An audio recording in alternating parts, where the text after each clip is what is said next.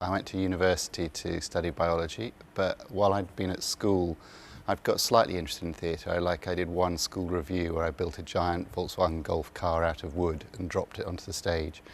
And then when I got to university, Sam Mendes, who actually directed these plays, the set of which we're on now, he said he wanted to start doing some plays. I like making things, so I said, oh, well, I'll make the set. I didn't really know how you were meant to do it or what you were meant to do, so I just sort of started just doing it, really. I was very lucky to go and work for Peter Brook's company in Paris, and the production I worked on then was The Tempest back in 1990. It's happened to me several times with Shakespeare, so I've ended up designing the same play several times. And I think what you have to try and do is learn from what worked in the last one and what you discovered about the play, and take that into your discussions with the director on the next play.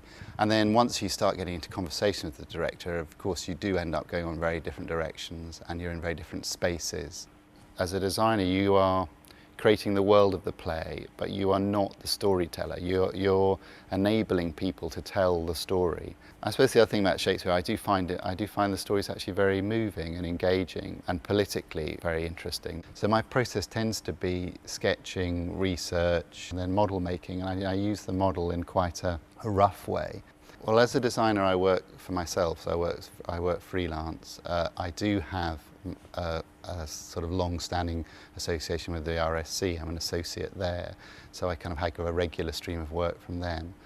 But I also do a lot of things with other companies in the UK and around the world. I would sometimes, in really busy years, do maybe 8 or 9 projects in a year, and they are kind of overlapping with each other all the time. So you have to learn to be very responsive very rapidly and be able to make decisions quickly in meetings and things, not just with the directors but in the workshops. Getting into theatre design is quite difficult, but if you're passionate about it, I think it's really possible, and it is a very rewarding, not financially rewarding, but is a rewarding job, you know, emotionally, and you know, the variety of it, the people you get to meet, and the experience of.